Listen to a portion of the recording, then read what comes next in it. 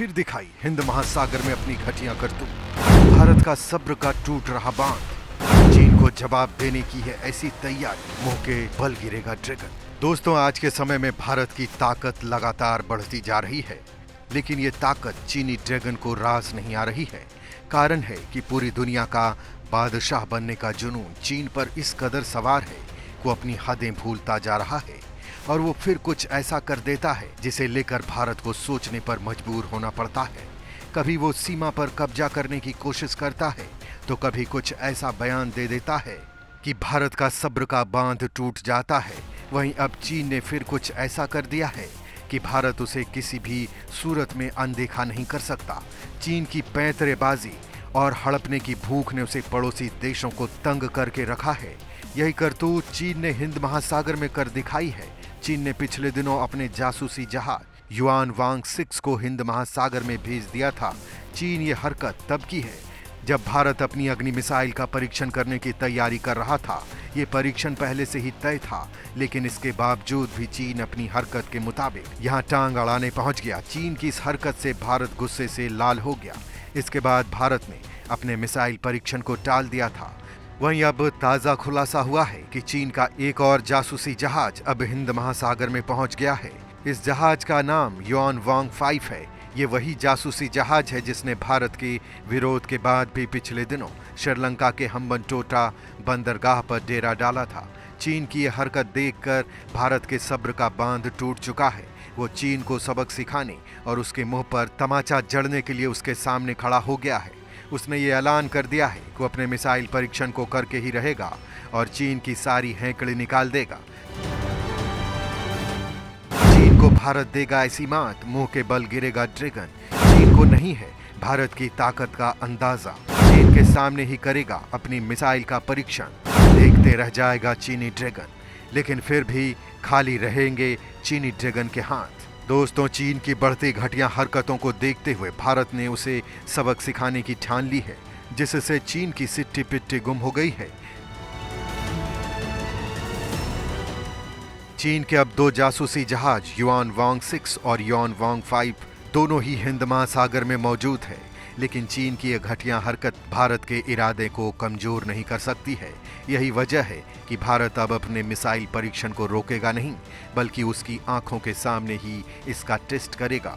दोस्तों, चीन का पहला जासूसी जहाज युआन वांग 6 अभी हिंद महासागर में मौजूद है और भारत के अंडमान निकोबार द्वीप समूह के पास समुद्र में डेरा डाले हुए है। वहीं दूसरा जहाज युआन वांग 5 इंडोनेशिया के लोम्बोक स्ट्रेट के रास्ते हिंद महासागर में घुसा है। भारत इससे पहले 10 और 11 नवंबर को इस मिसाइल का परीक्षण करने वाला था, लेकिन चीनी जासूसी जहाज के आने के बाद उसे टाल दिया था। वहीं चीन का दूसरा जासूसी जहाज युआन वांग 5 अभी इंडोनेशिया के बाली के पास स्थित है। ये जहाज लोम्बोक स्ट्रेट से घुसा है, जो जावा और सुमात्रा के बीच स्थित है। यह वह 3 बड़े रास्तों में शामिल है जहां से चीन के जहाज प्रशांत महासागर से हिंद महासागर में घुसते हैं।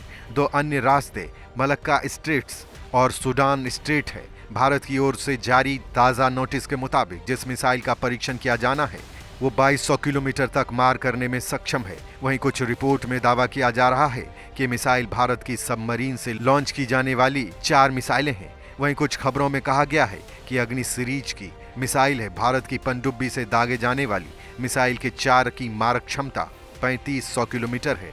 Open source intelligence unlisted debtor safe ने बताया कि भारत ने एक और नोटिफिकेशन जारी किया है और बंगाल की खाड़ी में नो फ्लाई जोन को फिर से लागू करने का ऐलान किया है। भारत ने इस नोटिस को अपनी आगामी मिसाइल परीक्षण को ध्यान में रखते हुए जारी किया है। नोटिस को देखकर माना जा रहा है कि इसकी मारक क्षमता 2000 किलोमीटर के आसपास होगी। भारत की इस मिसाइल को 23 से 24 नवंबर के बीच उड़ीसा से टेस्ट किया जाना है। भारत के इस ऐलान के बीच चीन ने पहले एक और अब दूसरा स्पेस और मिसाइल ट्रैकिंग जहाज हिंद महासागर में भेज दिया है। कहा यह भी जा रहा है कि चीन अपना एक अंतरिक्ष मिशन भेज रहा है जो 15 से 20 नवंबर के बीच रवाना होगा। इसकी निगरानी के लिए चीन ने इन दोनों ही जासूसी जहाजों को भेजा है। चीन इसके जरिए एक तीर से 2 शिकार कर रहा है और भारत के मिसाइल टेस्ट पर भी नजर रखना चाहता है। भारत की अग्नि K4 मिसाइल चीन पर परमाणु हमला करने की क्षमता रखती है। भारत अगर 4 मिसाइल का परीक्षण करता है तो इससे उसका परमाणु ट्राइड काफी प्रभावी हो जाएगा। दोस्तों, हिंद महासागर को भारत का आंगन कहा जाता है। कूटनीति और राजनीतिक शब्दावली में हिंद महासागर भारत का बैकयार्ड कहलाता है। इस समंदर से भारत का मजबूत राजनीतिक, आर्थिक और यहाँ तक कि सामाजिक रिश्ता है। देश के विदेशी व्यापार का बड़ा हिस्सा इसी रास्ते से होता था और अभी भी होता है, लेकिन भारत का ये आंगन चीन को खुली आंख नहीं सुहाता है। चीन की कुटिल महत्वाकांक्षाएं न सिर्फ भारत के साथ देश के उत्तर और पूर्वी सीमा पर टकरा रही है, चीन की सीमा के साथ साथ समंदर में भी अपना वर्चस्व स्थापित करना चाहता है। चीन कई बार हिंद महासागर में अमेरिका, रूस और ऑस्ट्रेलिया की नौसेना की मुक्त आवाजाही पर सवाल उठा चुका है, लेकिन इस समंदर में अमेरिका, चीन, ब्रिटेन, फ्रांस जैसे सुपर पावर की मौजूदगी भारत की हिंद महासागर के इस पावर गेम से बाहर नहीं हो सकता, क्योंकि ये हमारा बैकयार्ड है। दोस्तों, चीन की हरकतों को देखते हुए एक बड़ा फैसला लिया है। भारतीय नौसेना ने कहा है कि वो चीनी जासूसी जहाज युआन 6 को एक्सक्लूसिव इकोनॉमिक जोन EEZ में प्रवेश करने की अनुमति नहीं देगी। एक्सक्लूसिव इकोनॉमिक जोन हिंद महासागर के 200 समुद्री मील तक फैला हुआ है। उड़ीसा तट पर अब्दुल कलाम द्वीप से एक मिसाइल का परीक्षण होने से जासूसी जहाज के आने की सूचना से चौकन्नी नौसेना इससे पहले 2019 में पोर्ट ब्लेयर के पास चीनी शोध पोत शीयान-1 को भारत के EEZ से बाहर कर चुकी है। अगर युआन वांग 6 भारत के EEZ में प्रवेश करने की कोशिश करता है तो भारतीय नौसेना इस बार भी ऐसा ही करेगी। समुद्री जहाजों की आवाजाही को ट्रैक करने वाली ऑनलाइन संस्था मरीन ट्रैफिक के मुताबिक पीपल्स लिबरेशन आर्मी नेवी का जासूसी जहाज युआन वांग 6 हिंद महासागर में प्रवेश कर चुका है और इस समय इंडोनेशिया के बाली तट से नौकायान कर रहा है। वहीं अब उसका दूसरा जहाज भी हिंद महासागर में उतर गया है।